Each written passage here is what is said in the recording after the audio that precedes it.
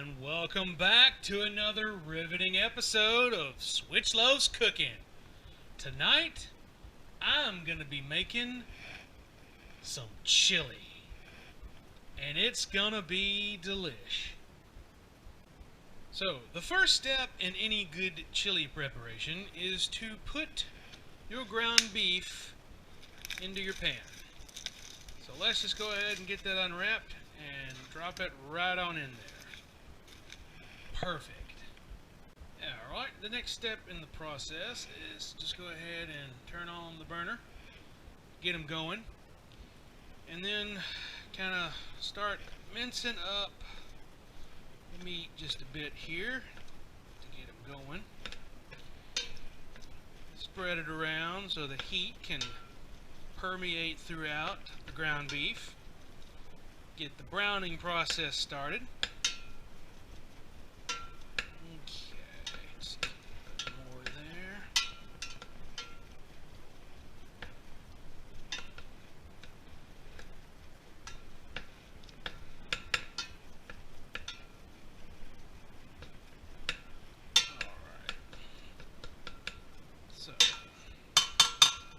Let that sit for a few until it starts to sizzle. Okay, I'm starting to hear the sizzle a little bit.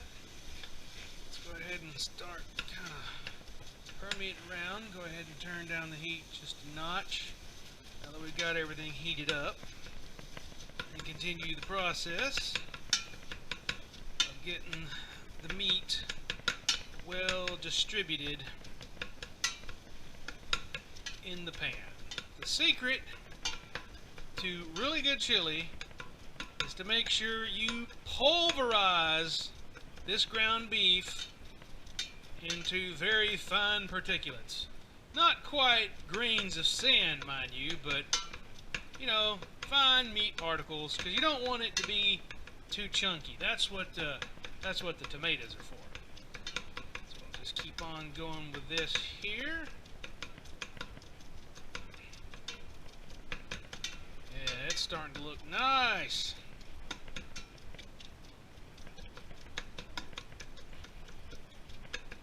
Excellent. Just a little more here, kind of get those chunky pieces from around the edges there.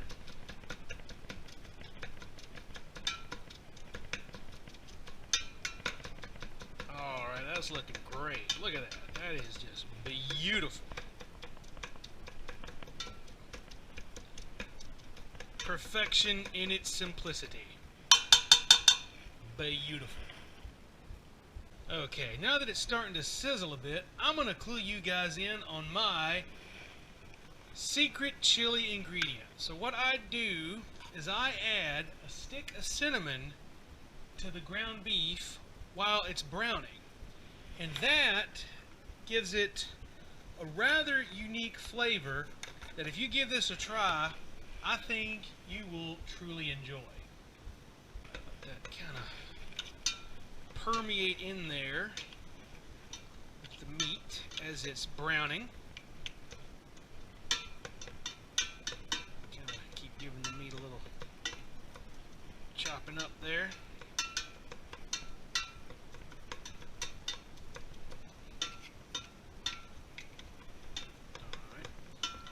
Go ahead and dump in the onion that I have went ahead and chopped up beforehand. Kind of save you the process of the boring process of chopping up an onion. And let all of that onion start to cook in with the ground beef. The little pieces that are kind of floating around in there.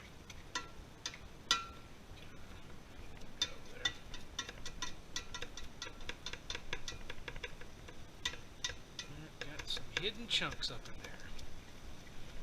That is looking great. So we'll kind of let that simmer for just a few minutes and let that meat take on the essence of that cinnamon stick a little bit and just be pleasantly surprised with the result. Alright, so we've given it a few minutes to let the onions cook a little bit and let the cinnamon stick kind of permeate throughout the meat.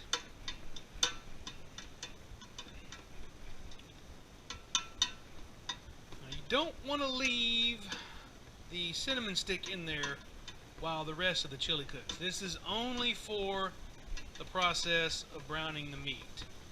So I think we are right about where we need to be there.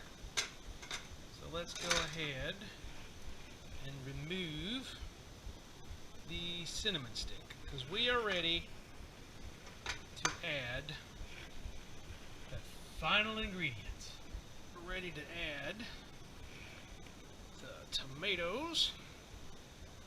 One big old can of crushed tomatoes.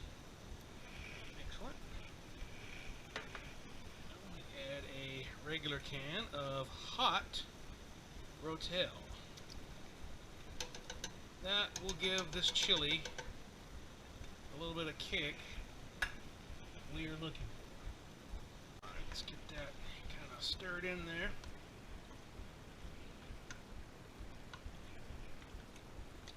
Now, as you noticed, I have not added any beans, because that's a personal choice. I just don't like beans in my chili.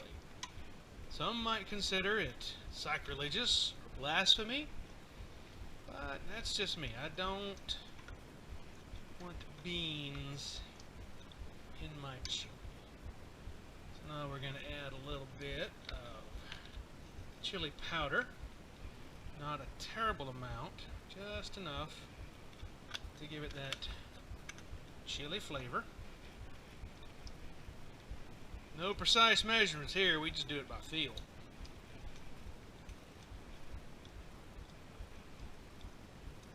Look at that. That is shaping up to be some excellent chili. Alright, now we're going to add just a little bit of salt here, not a ton, just enough so you know it's in there. After all, we don't want chili being too salty.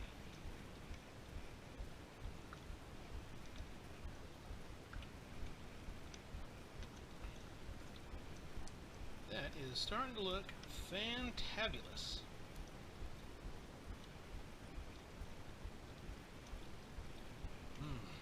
Good chili. I'm going to add just a dash of like red pepper flakes, just a dash to give it just a little bit more heat. We don't want people with sensitive palates not being able to enjoy, because this is for a chili cook-off I'm having at my work tomorrow, or rather I'm participating in. It's not my chili cook-off, but I want people to be delighted and amazed at the deliciousness of the chili. So we'll just let that sit and simmer for a bit and check back on it here in a few. Alright, I think we're just about where we need to be. That is looking like some fantastic chili. Like I said, some may disagree on my choice to not put beans in it, but that's just how I roll. Beautiful.